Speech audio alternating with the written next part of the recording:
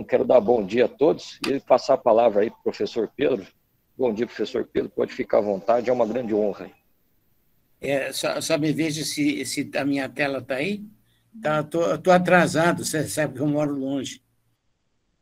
Então, eu vou pôr aqui a tela inteira, bonitão, aqui. Então, gente, voltando novamente, começando de novo, só para agradecer muito ao Leandro e ao colegiado por essa oportunidade de conversar sobre raciocínio clínico com os alunos do início do curso. Isso me deixa muito contente, porque é uma das finalidades atuais da minha vida, é fazer com que o raciocínio clínico seja ensinado desde o começo do curso e aprendido desde o começo do curso.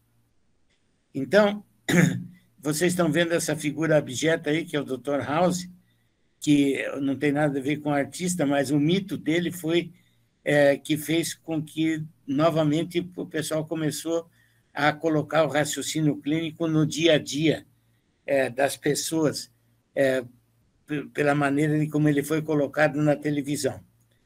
Mas ela é uma habilidade crítica do médico, tá? E é um ingrediente muito importante na autoimagem profissional. E é por isso que a gente insiste tanto no raciocínio clínico. Então, aqui tem uma grande descrição do que é raciocínio clínico, que o Dr. Leandro gosta muito, que é o conjunto dos processos de pensamento pelos quais os profissionais de saúde selecionam, interpretam, analisam e combinam informações com o objetivo de tomar decisões sobre um paciente numa determinada situação clínica. Essa é uma definição que é boa e foi feita pela Associação de Educação Médica Europeia. Então, a gente usa essa definição, mas não se prendam a definições. Esse sujeito também ele é metido, como vocês sabem. E ele acha que só ele sabe raciocínio clínico e que esses caras da UEL não estão com nada mesmo. E provavelmente não estejam. Vamos ver. Mas ele está um pouco indignado porque ninguém ensina raciocínio clínico. Você já viu em algum curso de medicina, em algum lugar do Brasil e até do mundo, um curso de raciocínio clínico? Não tem. E não é assim que é no mundo inteiro. Então, isso com essa aula de hoje, nós estamos começando a encerrar um ciclo e começar um ciclo novo de como ensinar raciocínio clínico, desde o começo. Então, por que o raciocínio clínico está tão longe? Porque ele é dado como certo. Todo mundo acha que o médico aprende raciocínio clínico por osmose na faculdade. E ela é considerada a base da medicina. Mas, como eu disse para vocês, não faz parte dos currículos das escolas médicas. É uma habilidade totalmente negligenciada. Mas eu tenho boas notícias para vocês. O raciocínio clínico, e esse é um curso de habilidades, tanto para medicina quanto para fisioterapia, ele pode ser aprendido, tá certo? O raciocínio clínico pode ser ensinado e pode ser praticado, não é? Então, a gente vai conversar com vocês como o melhor jeito de aprender medicina é fazendo. Então, vamos ver no que se baseia o diagnóstico. Vamos fazer uma hipótese aqui entre nós. Isso é um pouco antes da pandemia, um grupo de estudantes se reúne em casa e começa a estudar juntos. Um deles está com o nariz escorrendo e com tosse. Então, no dia seguinte, ele se reúne de novo e está todo mundo com o nariz escorrendo e com tosse. Para isso, a gente tirou, então, essa história, coletou os dados. Um grupo de estudantes se reúne e, epidemiologicamente, se contamina com um quadro que parece ser um quadro de vias aéreas superiores, tá certo? E qual é o diagnóstico? O diagnóstico, então, é uma gripe comum, fora da pandemia, obviamente. E, para isso, nós sabemos que é uma gripe comum porque nós tivemos conhecimento médico, seja por ter estudado ou por experiência. Então, o diagnóstico da gripe comum todo mundo faz. Eu quero só voltar aqui para dizer para vocês que a gente não precisa estar no 6º ano de medicina para estudar raciocínio clínico. A gente deve começar isso desde o começo, porque você já tem na cabeça vários scripts de doença, como essa doença que eu estou falando, que é a gripe comum. E, com isso, nós podemos juntar o nosso processo de raciocínio. Essa coleta de dados, quando a gente começa a conversar com o paciente, precisa ser diligente, precisa ser cuidadoso. E por isso que vocês aprendem semiologia.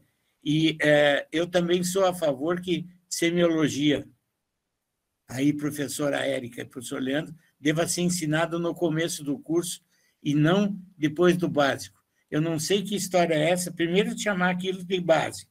Aquilo não tem nada de básico, aquilo tem de importante, tá certo?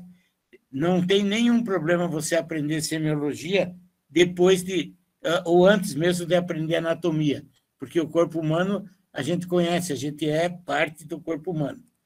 E a gente, obviamente, precisa de estudo. Nenhum de vocês tem todo o cabedal das 200 doenças que a gente precisa saber. De vez em quando, a gente precisa também sentar na cadeira e estudar para conseguir saber exatamente o que o paciente tem e qual a doença que ele tem. Para isso, você precisa ter experiência clínica também. Então, é o que eu digo para vocês, a gente tem que aprender fazendo, olhando pessoas que estão doentes, como esse caso da gripe comum.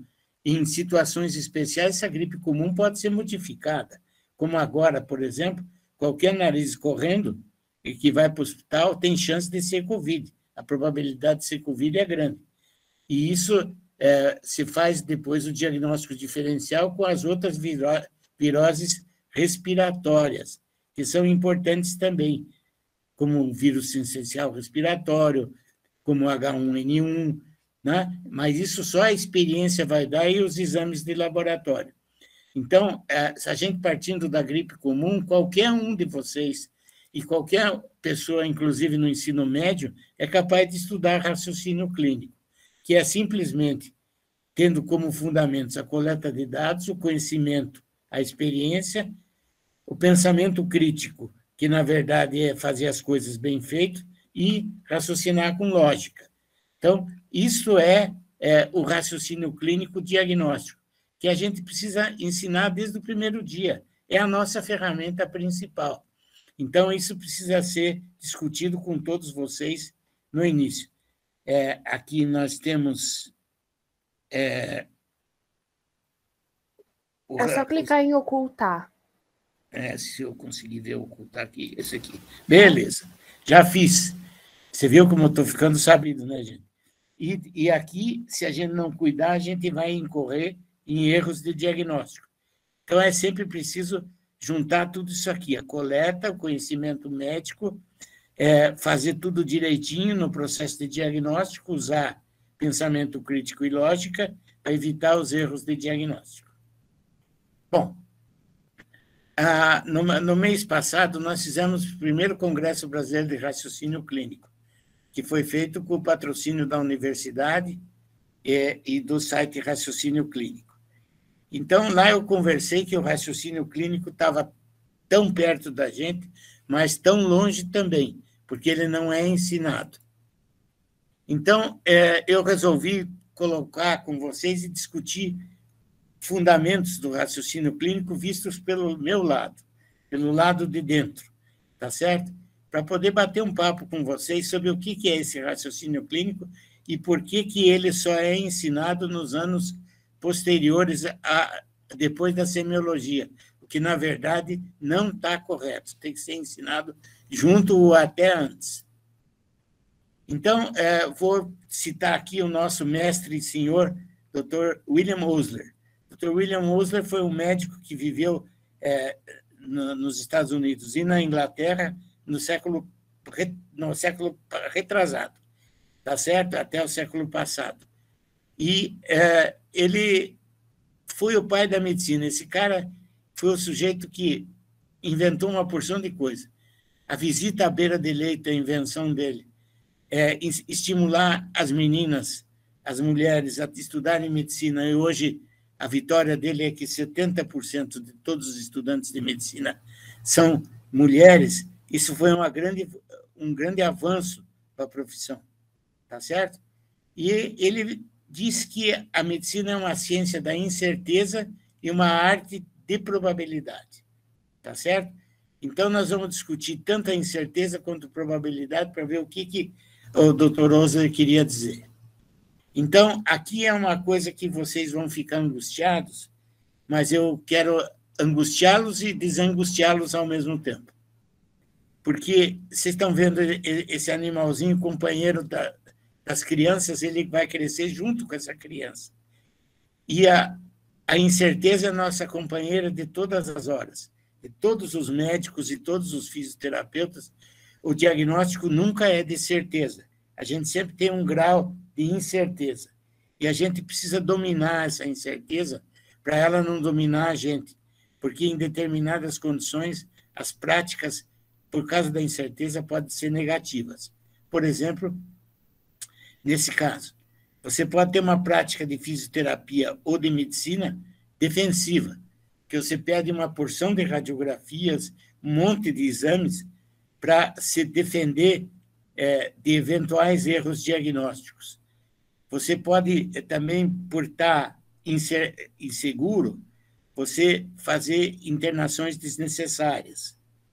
E como a incerteza e como a profissão médica leva a lidar com a morte e com o luto, as pessoas fogem que nem o diabo da cruz disso aqui. Mas a gente tem que aprender a lidar com isso, tá certo? Lidar com a morte faz parte do nosso dia a dia. E por isso nós temos que dominar a incerteza e saber que algumas vezes, ou até, infelizmente, muitas vezes, nós vamos perder, tá? E algumas vezes leva a diagnósticos que nem existem, tá certo? Diagnósticos de algumas patologias que, por exames, que aparecem em exames e que não tem importância nenhuma, que você faz o diagnóstico acima do que existe na verdade. Então, como é que a gente faz para diminuir a incerteza? Para diminuir a incerteza, a gente tem que ser uma pessoa aberta, conversar com todo mundo, tá?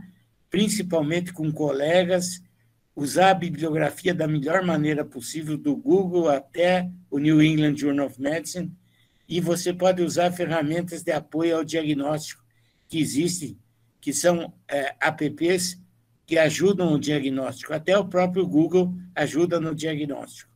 A gente só não pode abusar dessa coisa, tá certo?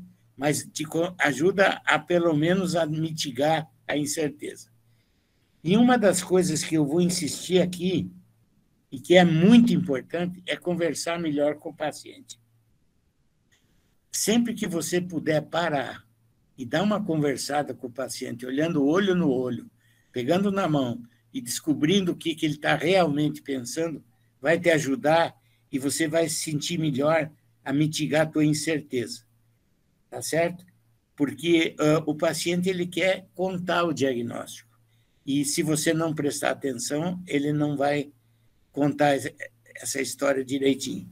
Precisa ter paciência, respirar fundo e conversar com ele cara a cara. E no sistema também tem problemas, né? Porque você pede exames, atrasa, tem erro de diagnóstico, mas você sempre tem que conversar. Como aqui vocês estão vendo, é conversar, conversar e conversar. Aqui você tem que conversar com seus colegas do apoio diagnóstico, do laboratório, o radiologista, o patologista e todas as pessoas envolvidas no diagnóstico do paciente, né? Então, como diminuir a incerteza? É conversa, é conversar com todo mundo.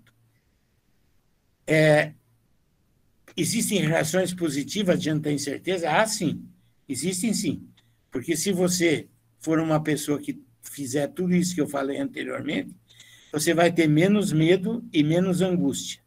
Você vai ter mais confiança no trabalho. Quando eu estou falando de confiança aqui, eu não estou falando de excesso de confiança, mas confiança no seu trabalho. E você, obviamente, vai criar uma relação melhor entre você e seus pacientes. E você, estando mais seguro, você vai ter uma conduta menos rígida e autoritária. Você não vai dizer, é isso porque eu acho que é isso. Você vai pensar duas vezes em dizer que é isso. e você vai ter um raciocínio mais claro diante das coisas que você vai descobrindo com a conversa do doente e sua revisão da literatura, né? Então, existem reações negativas e positivas para enfrentar as incertezas, mas fiquem certo que a gente é casado com ela desde hoje. As probabilidades, como vocês viram, podem ser matematicamente explicadas, mas tem que ter bom senso para analisar as probabilidades.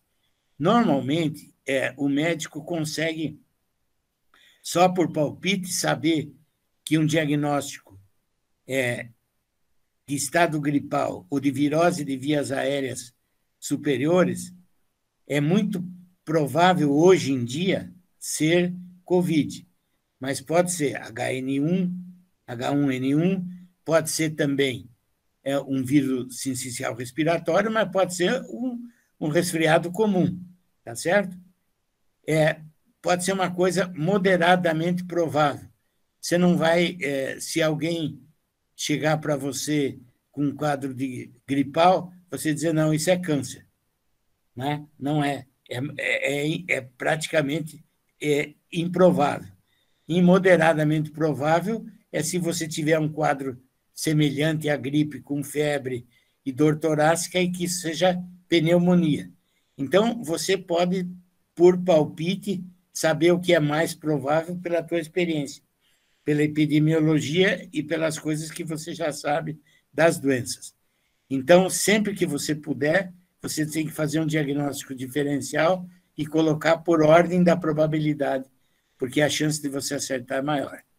Você pode usar também testes matemáticos, que o Dr. Leandro Dil é especialista nisso. Aqui ele está falando da razão de verossimilhança, e que você, mostrando que alguns testes de laboratório podem aumentar muito a probabilidade de diagnóstico. Por exemplo, se você tiver num quadro de anemia uma ferritina muito baixa, você pode ter um aumento de 45% na probabilidade diagnóstica. E pode também, se você tiver um exame negativo, diminuir muito a probabilidade. Então, é preciso que vocês podem usar os testes diagnósticos, existem apps também para isso. Isso aqui falta um pouquinho de treinamento na medicina para ser colocado amplamente. E a prova de que isso não é uma certeza absoluta é que, veja, no dia 15 de abril, no dia 5 de abril desse ano, foi publicado esse trabalho no JAMA Internal Medicine, que mostra que a probabilidade calculada pelo cálculo do Dr. Leandro aí, os médicos têm a capacidade de aumentar a probabilidade em mais de 60% a 70%, mesmo fazendo a conta com os testes. Então, existe um viés de aumento de probabilidade dos médicos, mesmo fazendo contas. Uma outra coisa, e aqui eu vou chamar a atenção para vocês, que não é uma coisa, mas é um fundamento, é que a gente tem que refletir, gente. É importante que a gente reflita sobre diagnóstico, porque cada vez que você refletir sobre um diagnóstico, ele vai te dar mais certeza lá na frente de acertar outros diagnósticos. Isso foi provado por uma brasileira, doutora Silvia Mamed, que hoje mora na Holanda, é professora de educação médica em Roterdã. Né? A Silvia, ela começou a estudar. A Silvia, na verdade, é uma médica de saúde pública. Ela foi diretora da Escola de Saúde Pública do Ceará. E ela começou a estudar a reflexão estruturada. Como é que o médico pode melhorar a acurácia diagnóstica? Então, o que a gente tem que fazer? Se escreve o diagnóstico mais provável. Tem que escrever. Sentar e escrever o diagnóstico mais provável, listar os achados que favorecem o diagnóstico inicial. Por exemplo, o resfriado comum. Teve uma reunião com os estudantes, um deles estava doente, os outros ficaram doentes, então a epidemiologia favorece o diagnóstico. está sem febre, só estão espirrando e com o nariz escorrendo. Então, esses são os achados que favorecem o diagnóstico. Porém, se eles tiverem um outro diagnóstico, como febre alta, tosse, falta de ar, pode ser COVID. Então, a gente tem que listar os dados que são contra o diagnóstico. Você pode listar os dados que estão ausentes, mas que eram esperados nesse diagnóstico. Por exemplo, se você não tem um contato com gripe ou com resfriado comum, você pode ter uma doença de febre do feno, por exemplo, uma alergia respiratória. Então, se não tiver epidemiologia, existe a possibilidade de você não estar certo. E você tem que fazer o diagnóstico diferencial ranqueado por probabilidade. Então, hoje, seria gripe comum, COVID, doença respiratória, H1N1 e assim por diante, pela ordem de probabilidade estatística no seu lugar onde você mora. Então, o que a doutora Silvia demonstrou? Que pessoas que seguem esse ritual rapidamente, eles podem chegar a diagnóstico melhor e, num próximo diagnóstico que eles forem fazer, a sua acurácia fica muito melhor. Porque o que acontece? Vai gravando na sua mente o script da doença. Aquele filme que você viu, que eu passei para vocês agora, do resfriado comum. Eu passei um filme, todos vocês já tiveram resfriado comum, e vocês já viram esse filme antes. Tá? Então, esse é o script, na sua cabeça fica esse filme. Toda vez que você encontrar alguém com resfriado, com o nariz correndo, tosse e sem febre, você vai pensar em resfriado comum.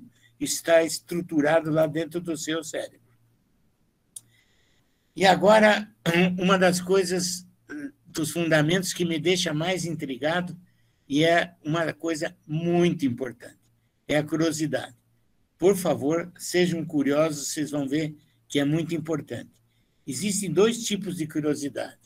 Tá? Uma curiosidade que é dispersiva. Por exemplo, quando você...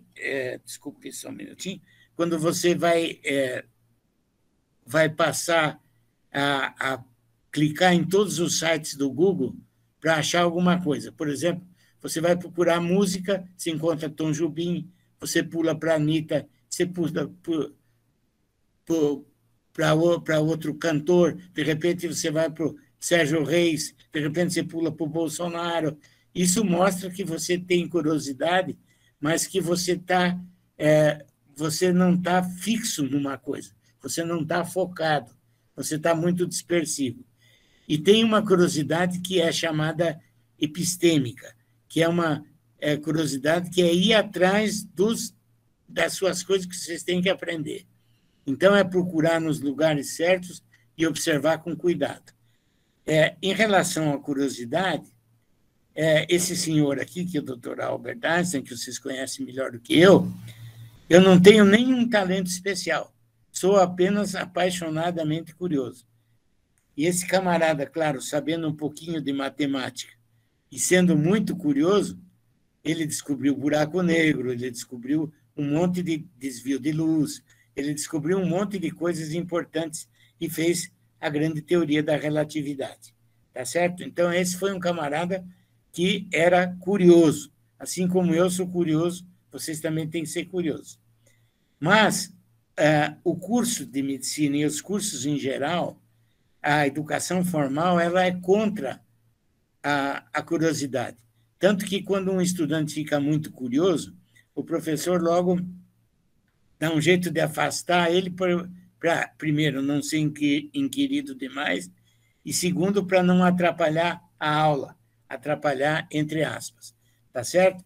Então, o que o professor Einstein quis dizer aqui é que a educação médica, em particular, não gosta muito da curiosidade. E nós temos que mudar isso já desde pequenininhos aí que vocês estão no primeiro ano. Então, essa coisa vem se repetindo.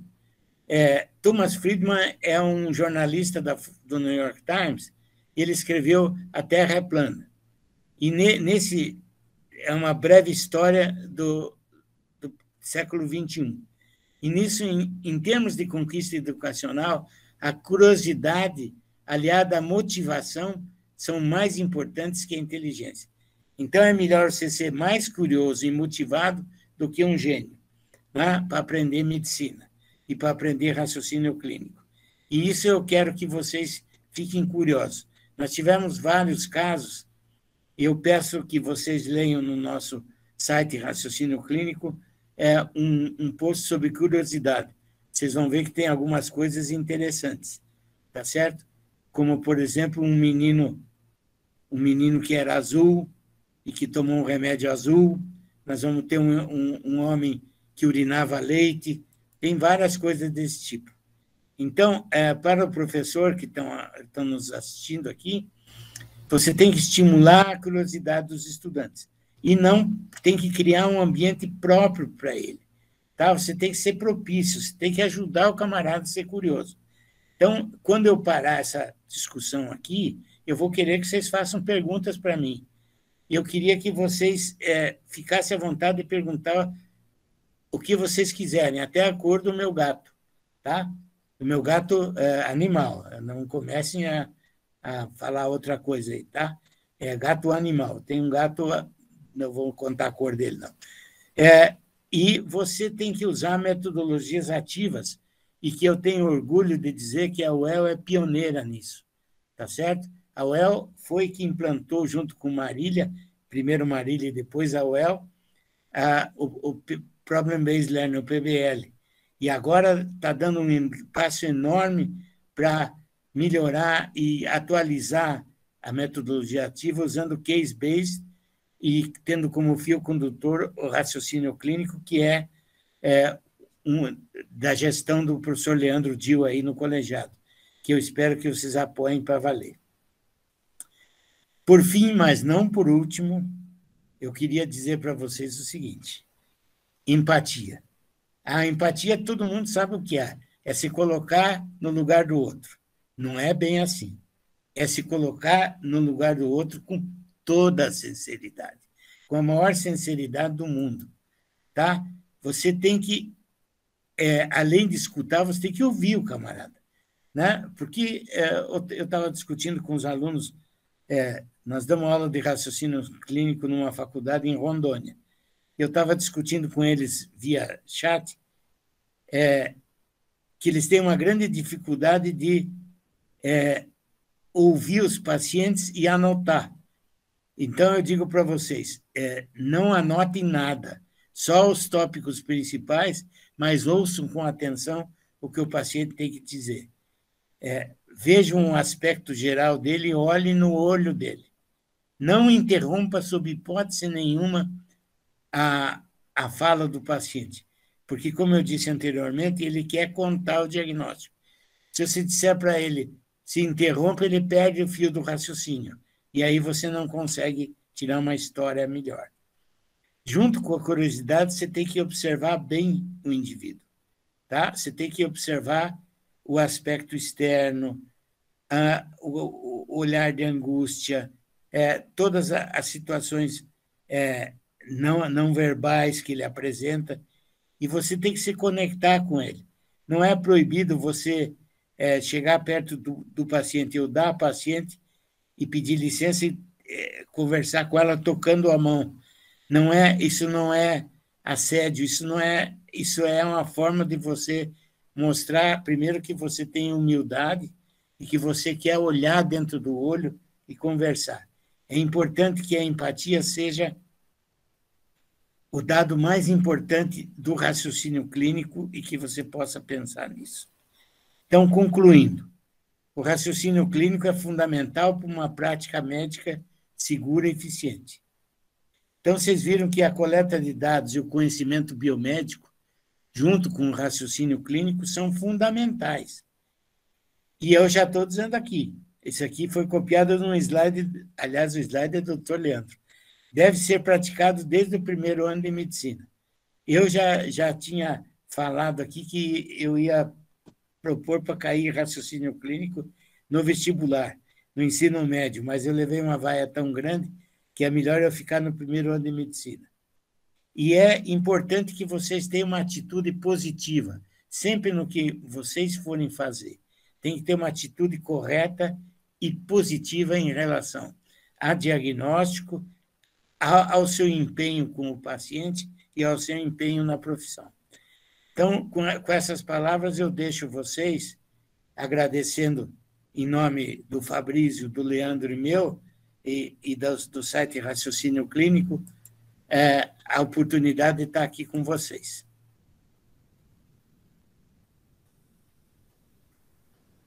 Eu estou à disposição de vocês para qualquer pergunta que vocês tiverem, até a cor do meu gato. Maravilha, muito obrigado aí ao professor Pedro pela excelente apresentação. Vamos abrir aí para o pessoal, ver se alguém tem alguma pergunta, quer fazer algum questionamento, alguma dúvida aí para o professor. Oi, Ney. Professor? Sim. Está me ouvindo? Estou ouvindo, Amanda. Ah, tá. Eu fiz essa pergunta na palestra que teve da Liga essa semana, mas queria ouvir de você também. Como que... Né, a gente está no primeiro ano ainda, mas a gente ainda vai se deparar com isso, com o hospital lotado, uma correria, aquela coisa do dia a dia. Como que a gente mantém toda essa estrutura de olho no olho para fazer o diagnóstico correto com toda essa situação? Amanda, não precisava me apertar também, né, Amanda? Na verdade, essa situação só melhora quando a gente puder passar a nível ambulatorial. Tá certo? É que agora está feio, né? Tem que usar máscara, não pode pegar na mão, tem que tomar jeito, tá certo? E também os serviços de saúde são sobrecarregados. Mas eu sou francamente a favor do ensino ambulatorial amplo, em que você possa conversar com o paciente, ter mais tempo para isso. E agora, no hospital, é terrível, né? Então, os próprios internos e os residentes estão tendo dificuldade nesse sentido. Mas eu acho que a única saída é ambulatório em grande quantidade, com preceptores à altura, né? Mas é prática, prática e prática. Não tem jeito de ensinar medicina dando aula teórica aqui, ou fazendo conferência magna, que não dá, né? Então, Amanda, é uma resposta meio enviesada, meio óbvia, mas é o único jeito que eu pude te responder. Professor? Professor. Imagina. Vai. Cauana? Isso, Cauana. Vai lá, Cauana. Aquela sugestão da médica de listar os achados que favorecem, enfim, tem que ser feito com todos os pacientes ou são pacientes específicos que estão com diagnóstico mais difícil e etc? Sabe o que é, Cauana? A gente sempre diz, e eu aprendi isso com um professor meu, que depois que você aprende a andar de bicicleta, você vai largando da mão, tá certo? Então, primeiro você vai usando a rodinha e depois você vai soltar, o teu pai vai te empurrando, você vai se equilibrando e vai até você andar de bicicleta até soltar a mão. Então, tudo isso é uma gradação. Claro que diagnósticos comuns você não vai falar, eu sou, por exemplo, resfriado, isso é contra, isso é a favor, mas diagnósticos mais elaborados e principalmente os mais difíceis, seria de bom alvitre você fazer o trabalho da doutora Silvia Mamed, porque ela publicou isso e parece que tem sentido. Mas você não pode fazer isso em todos os doentes, que o SUS manda você embora. O ambulatório também te manda você embora. Entendi, então tá bom. Obrigada. Estou à disposição de vocês, meninos, meninas. Doutor. Fale. Pensando nessa parte de casos prováveis, moderados e pouco prováveis, você acha válido se um caso médio provável foi um caso mais grave do que o mais provável, haver um pedido de algum exame para ele, para ter o descarte, porque é uma doença mais grave, que se o diagnóstico for tardio, ela pode ter se avançado muito? ou não? É melhor... Alice, vou tirar o chapéu para você. Você é aluna do primeiro ano? Sim. Nossa! Não, na verdade, o que você está fazendo é afastar o pior cenário, tá? Isso se chama afastar o pior cenário. Depende do ambiente que você está. Se você estiver num ambiente tranquilo, em que o doente não tem risco de vida, você pode ainda fazer listinha, sentar e pensar. Mas se você estiver num ambiente em que o paciente não esteja bem, você tem que afastar o pior cenário. Porque ali está o Dr. Thompson me olhando, se você deixar passar uma embolia pulmonar, o promotor público vem em cima de você, né? E a família do doente o revolve junto.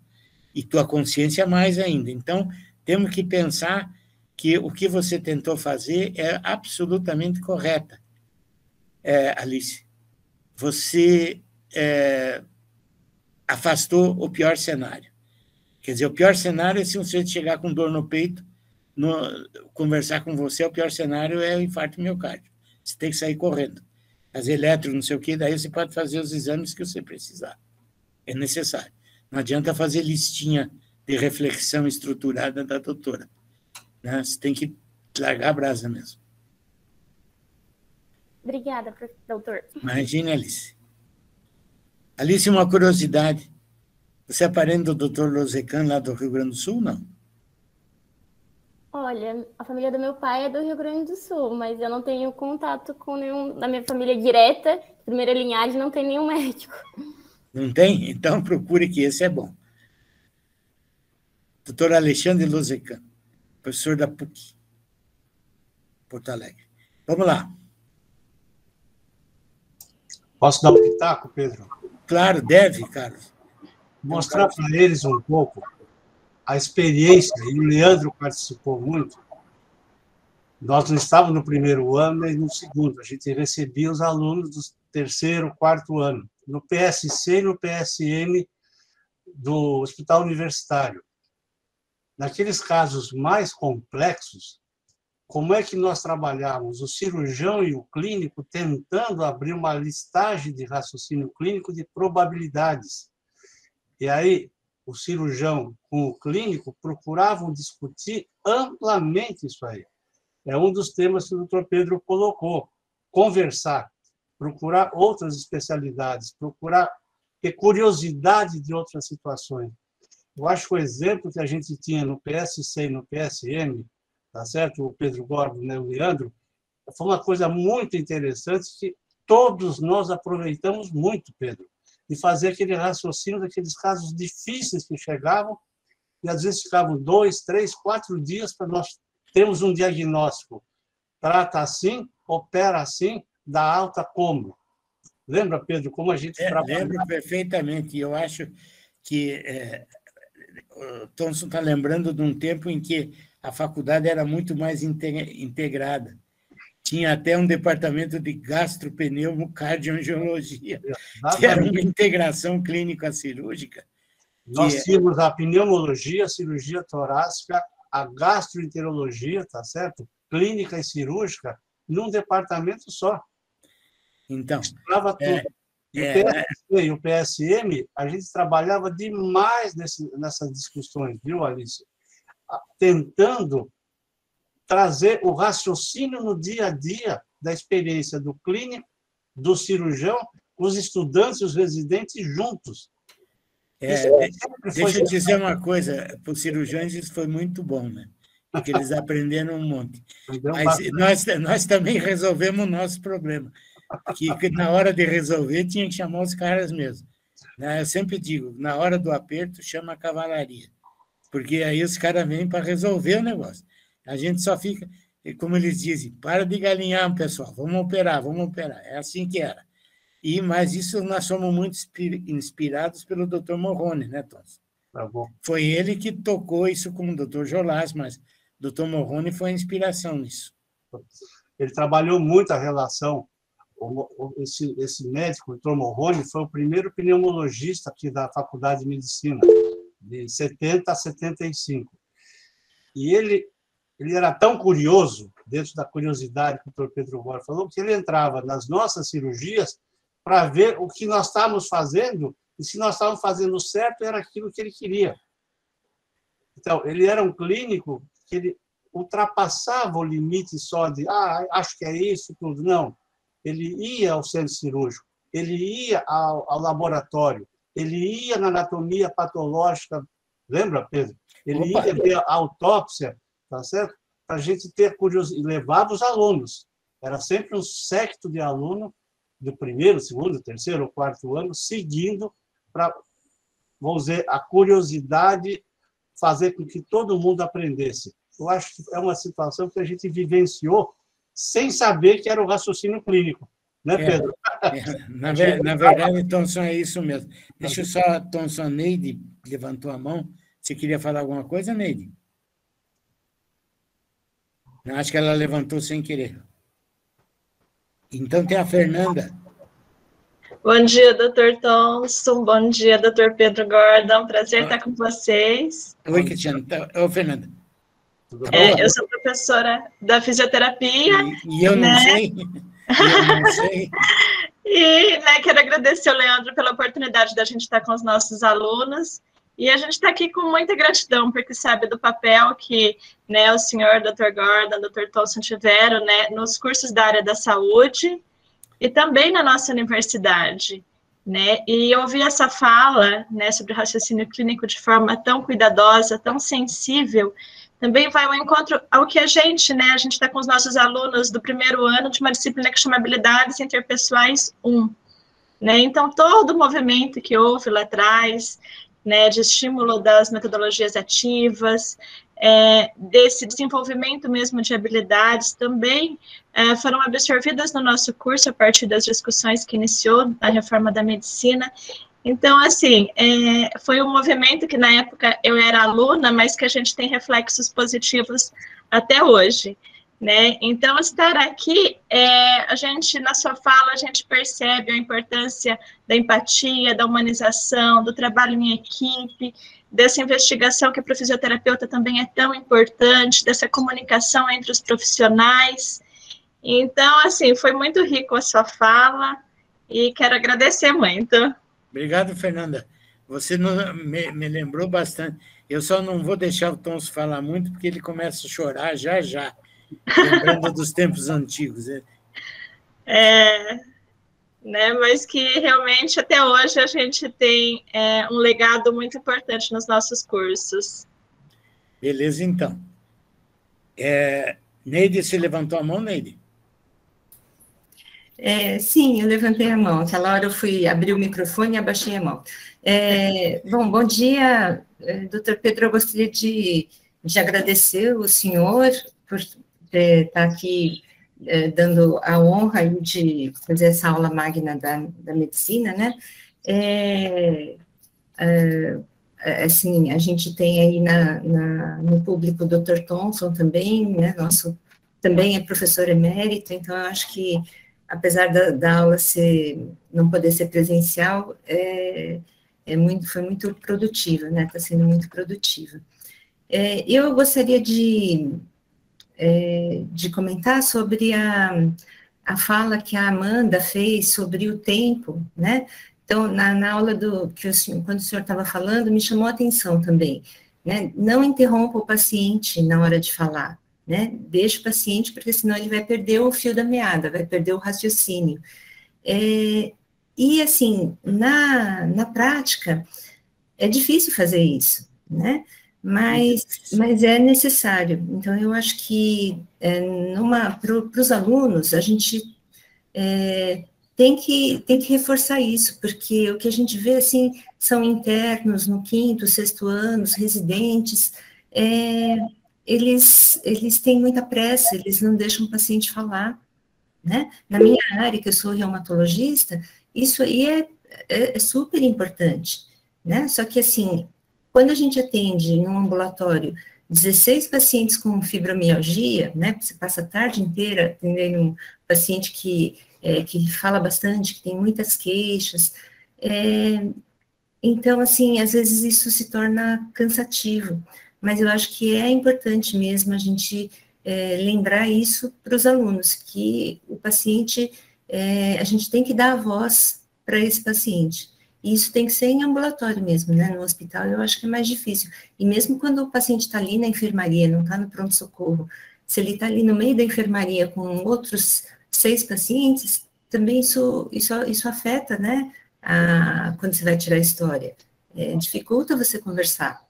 E outra coisa que eu queria comentar é que o professor Fabrício, o ano passado, ele fez um questionário para os coordenadores de curso de medicina, e eu respondi sobre raciocínio clínico, né, sobre se a sua escola ensina raciocínio clínico, e ele fez algumas perguntas, né, sobre a teoria do raciocínio clínico.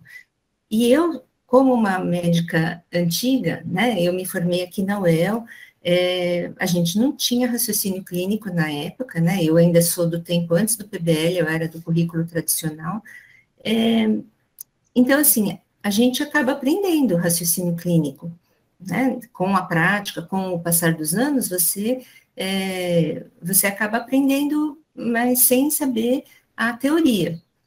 E esse questionário que o professor Fabrício e o professor Leandro passaram, eu passei vergonha, eu não sei qual foi o resultado, e eu também não gostaria que fosse divulgado, mas eu devo ter errado tudo ali, porque eu falei assim, gente, eu nunca ouvi falar nisso.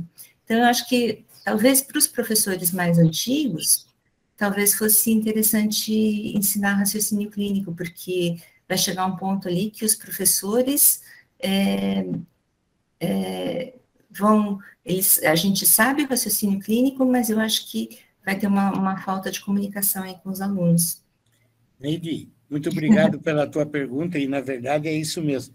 Deixa eu dizer para vocês, nós estamos sabendo agora, mas nós não sabíamos nada de raciocínio clínico até 2006, quando foi publicado um artigo no New England, da professora Judith Bowen.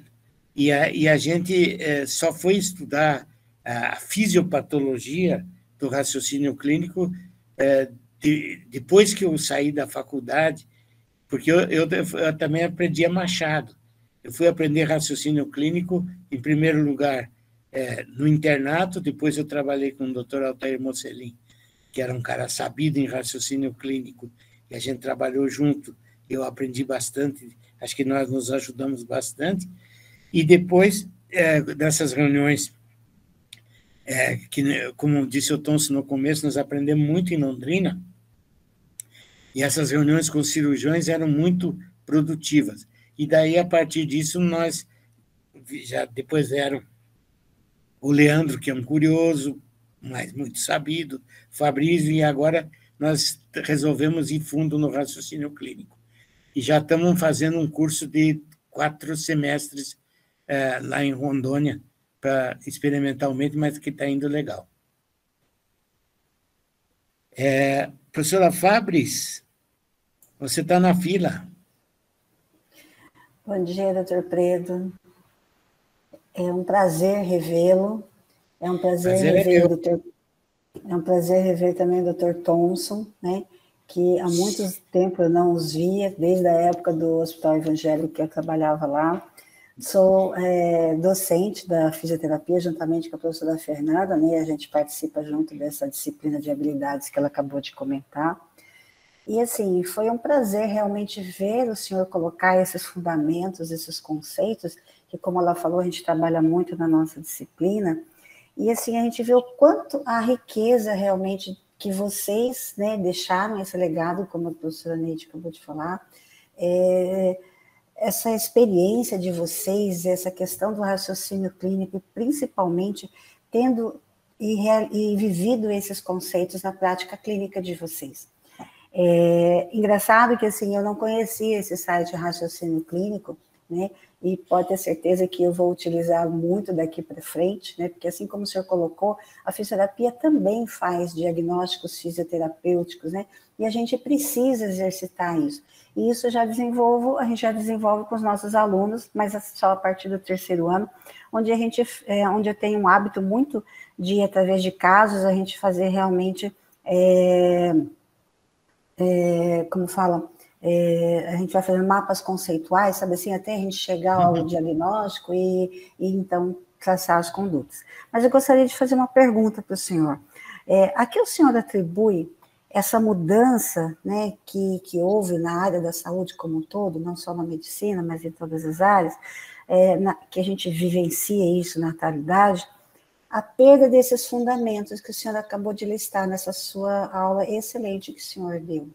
E como, assim, porque isso se perdeu, né? E como a gente, e eu acho que isso que o senhor está fazendo aqui hoje, essa aula magna com os alunos da primeira série, é justamente tentar resgatar isso, né? Mas o que o senhor atribui a essa perda, sabe? Esse distanciamento da comunicação, da empatia, né? De ter esse contato mais pessoal com os pacientes. E como a gente evitar que nessa correria do dia a dia a gente perca isso, né? Professora, muito obrigado. A senhora falou coisa que é a sopa no mel para nós. Primeiro que o raciocínio clínico não é um raciocínio médico, é um raciocínio diagnóstico de todas as profissões da área da saúde, e a senhora é um exemplo disso, e a Fernanda também são um exemplo disso. Então, a gente está achando que isso vai ter que ser disseminado para todas as disciplinas, tá certo? Nós temos um grupo aqui na UEL, tremendamente forte em raciocínio clínico, que é o professor Lucas, que toca raciocínio clínico em veterinária. Então, nós temos que pensar nisso para valer. Mas eu quero dizer para você, Fábio, que o que mudou, na verdade, foi que os cursos, tanto de fisioterapia quanto de medicina e de outras áreas, eles ficaram muito populosos, muito cheios de gente, muita bagunça. Nós tentamos colocar ordem na casa com as diretrizes curriculares dos cursos da saúde, logo depois dos projetos UNE, nos anos 2000, 2001, 2002, por aí. Mas nós não conseguimos, porque a privatização dos cursos e também a popularização dos cursos levou a uma desordem na casa. E agora nós estamos tentando colocar a ordem na casa de novo, mas vai demorar, viu? Sua dor é grande. Obrigada. Mas não se preocupe, não.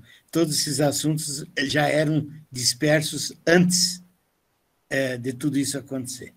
Lucas, você fez alguma pergunta, Lucas? Sim, professor. Bom dia, tá me ouvindo? Tranquilo? Tranquilo, Lucas.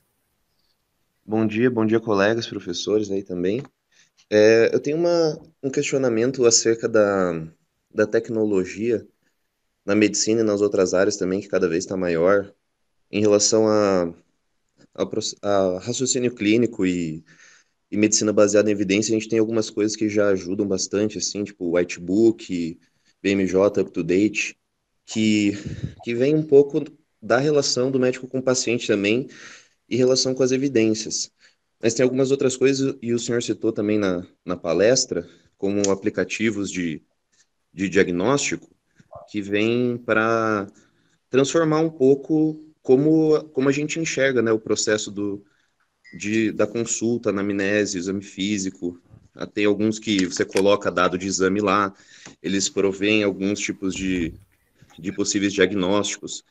Tem algumas outras áreas também que talvez no futuro já sofram com algum tipo de processo de automatização. Pensar em radiologia, por exemplo, os exames que não são operador dependente, assim, pensar em uma ressonância magnética que já vinha com laudo automático, por exemplo, né, por software de repetição de imagem, então só vendo a imagem ali o computador já saiba que tipo de lesão é aquela.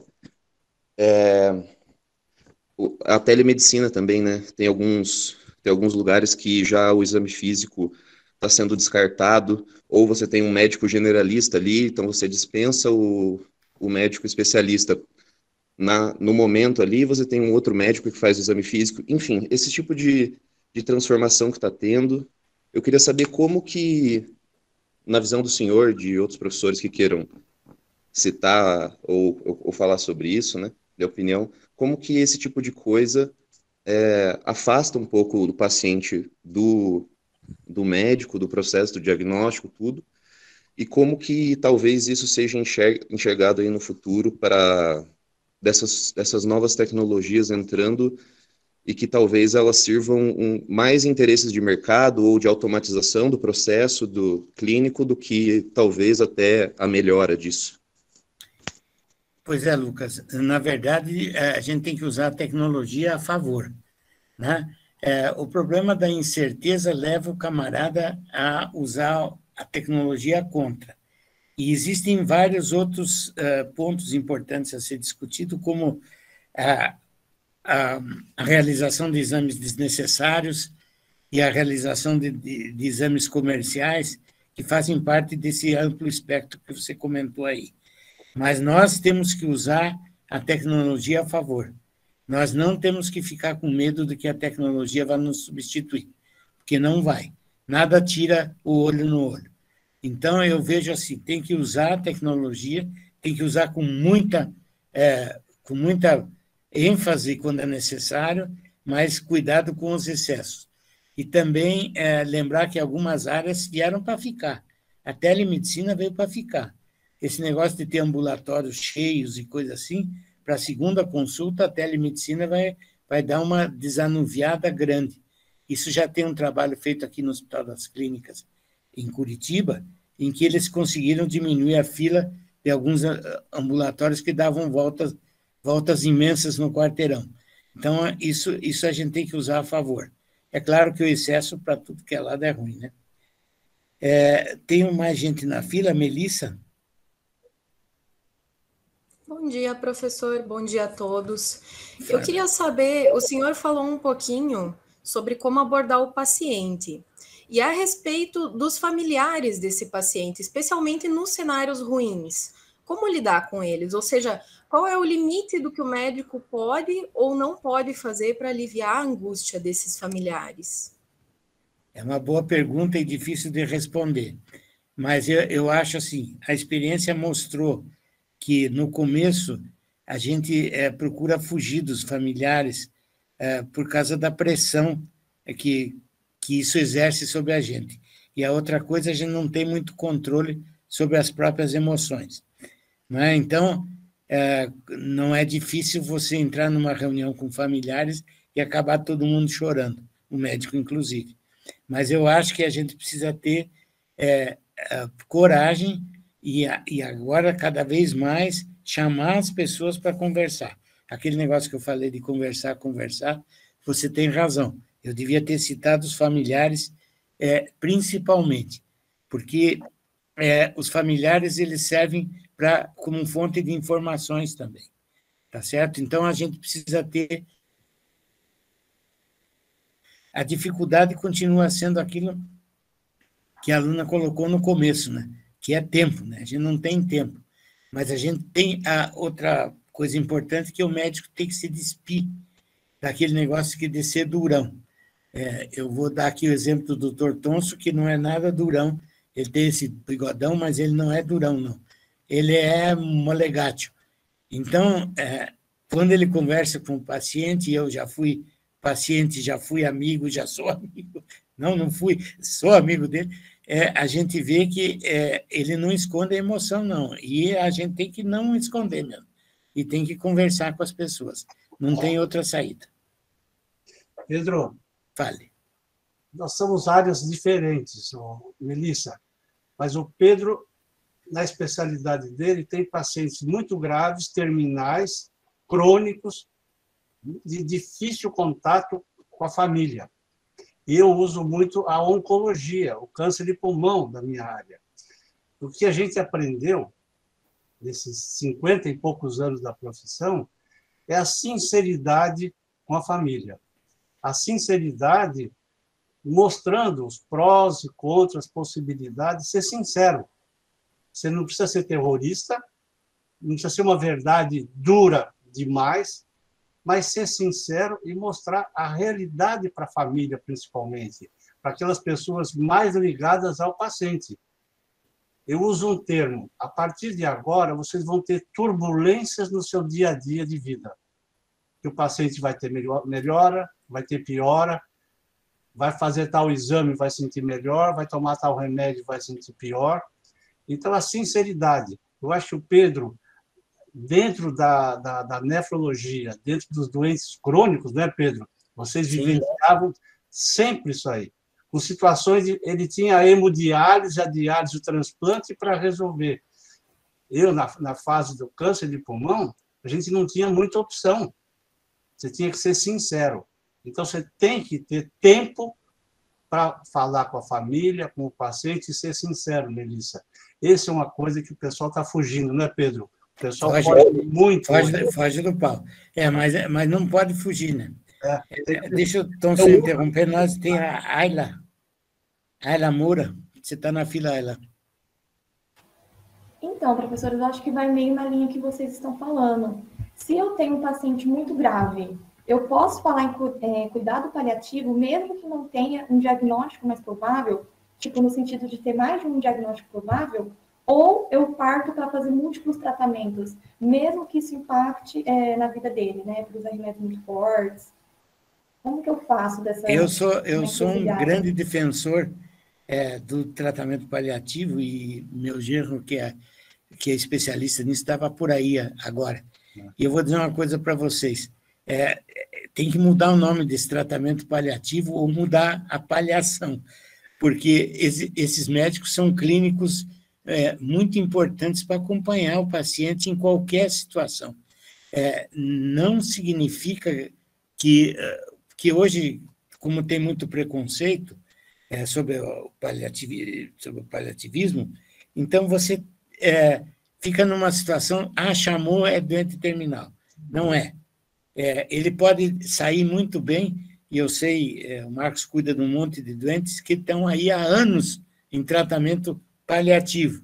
E, na verdade, é um médico que tem um ouvido enorme, uma paciência grande e que se envolve com a família. Então, sempre que puder, chama um camarada e juntos vocês tomam as decisões. Pedro, talvez fosse melhor tratamento complementar do que paliativo. Na verdade, é isso. Eu não gosto também do termo paliativo, que dá uma falsa impressão, a impressão para a família e para o paciente, acabou tudo. Não, complementa o tratamento do especialista com outras coisas, tá certo? Seria um complementar. Não sei se você concorda. Concordo totalmente. Vitor, é tua vez e eu vou encerrar no Vitor, tá? Porque meu personal dele está aí na porta. Querendo tirar. Tudo bem. Bom dia. A minha pergunta é sobre... É que nós observamos um endeusamento dos profissionais da saúde, né? Em especial os médicos. Muitas vezes eles se isolam da sociedade, se colocam num lugar distante, tanto por uma questão financeira quanto intelectual. E a gente vê muitos médicos egocêntricos, assim, né? Distantes, muito elevados.